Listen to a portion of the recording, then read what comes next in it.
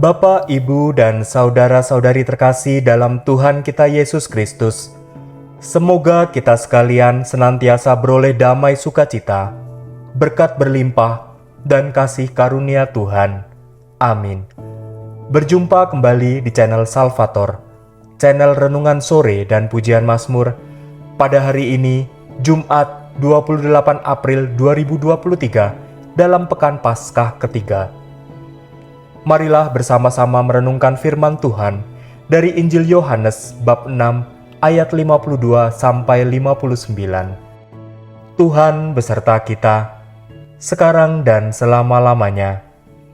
Inilah Injil suci menurut Yohanes.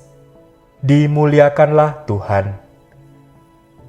Orang-orang Yahudi bertengkar antara sesama mereka dan berkata, "Bagaimana ia ini dapat memberikan dagingnya kepada kita untuk dimakan?" Maka kata Yesus kepada mereka, "Aku berkata kepadamu, sesungguhnya jikalau kamu tidak makan daging Anak Manusia dan minum darahnya, kamu tidak mempunyai hidup di dalam dirimu. Barang siapa makan dagingku dan minum darahku, ia mempunyai hidup yang kekal, dan aku akan membangkitkan dia pada akhir zaman. Sebab dagingku adalah benar-benar makanan, dan darahku adalah benar-benar minuman. Barang siapa makan dagingku dan minum darahku, ia tinggal di dalam aku, dan aku di dalam dia. Sama seperti Bapa yang hidup mengutus aku, dan aku hidup oleh Bapa. Demikian juga barang siapa yang memakan aku akan hidup oleh aku. Inilah roti yang telah turun dari surga, bukan roti seperti yang dimakan nenek moyangmu dan mereka telah mati. Barang siapa makan roti ini, ia akan hidup selama-lamanya." Semuanya ini dikatakan Yesus di Kapernaum ketika ia mengajar di rumah ibadat. Demikianlah sabda Tuhan.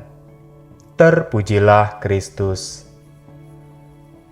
Bapak, Ibu, dan saudara-saudari terkasih, dalam sabda Tuhan hari ini, Yesus berkata, "Akulah roti yang telah turun dari surga, bukan roti seperti yang dimakan nenek moyangmu, dan mereka telah mati. Barang siapa makan roti ini, ia akan hidup selama-lamanya." Meskipun bicara tentang roti yang sama, yang dimakan, namun sebuah peristiwa menghadirkan sesuatu yang baru, kesempatan yang baru, dan peristiwa tersebut adalah karya keselamatan yang hadir melalui Kristus Yesus Tuhan kita. Sehingga roti atau mana yang dikenal umat Allah boleh menjadi roti kehidupan, sumber keselamatan. Dalam hidup kita, tidak jarang kesulitan dan penderitaan yang kita alami membuat kita berhenti sejenak, merenungkan kembali berbagai hal yang sudah kita lalui. Melalui refleksi tersebut, kita akan dituntun untuk dapat menemukan tujuan atau sikap baru yang mungkin dapat menghadirkan kesempatan dan hasil yang lainnya yang dapat menghadirkan pencerahan dalam hidup kita. Dalam Kisah Para Rasul, pada bacaan hari ini, hal ini juga dialami Saulus, yang berubah dari penganiaya Kristus dan berhenti sejenak berkat kebutaan yang dialaminya, menjadi Paulus, pengikut Kristus yang setia menjadi pewarta hingga akhir hayatnya. Saat Saulus berhenti sejenak, dia menemukan arah baru dalam hidupnya.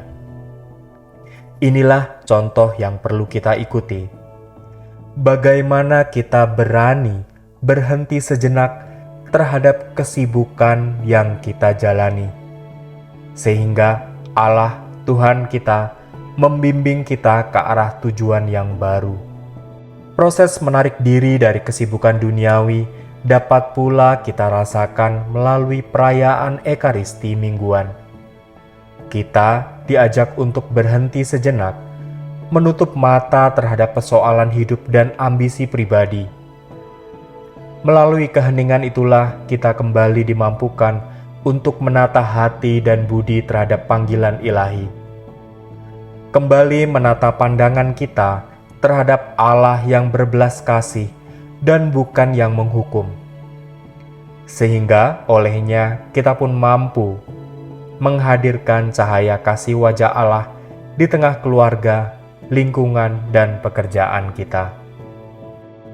Saulus yang awalnya keliru mengimani Allah Perjanjian Lama sebagai Tuhan yang cemburu, yang menghukum, dan membinasakan kejahatan umatnya, juga hadir sebagai pribadi yang tidak mengenal kasih.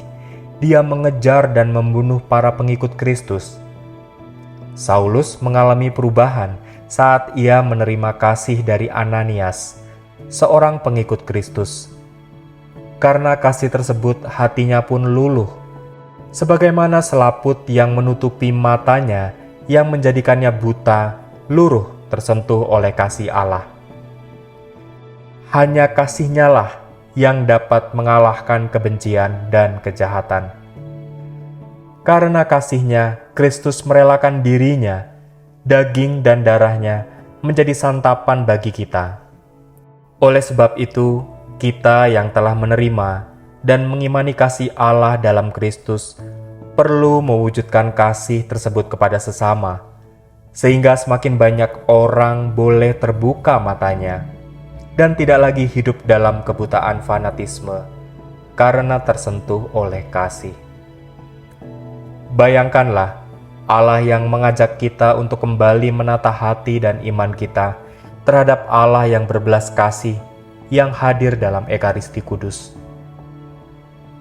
Bagaimana waktu hening dalam Ekaristi Kudus membuat kita mampu menata kembali hidup kita sehingga semakin memampukan kita untuk mengikuti Kristus Sang Roti Hidup. Marilah berdoa. Ya Bapa, kami mengucap syukur atas sabda-Mu hari ini.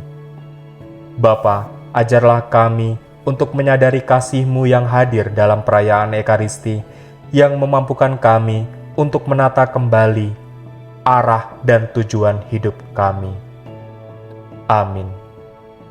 Marilah Bapak, Ibu, dan saudara-saudari terkasih, kita jadikan Ekaristi sebagai kesempatan untuk membangun relasi yang intim dengan Bapa dan melihat kembali kehidupan yang kita jalani selama ini. Tuhan memberkati.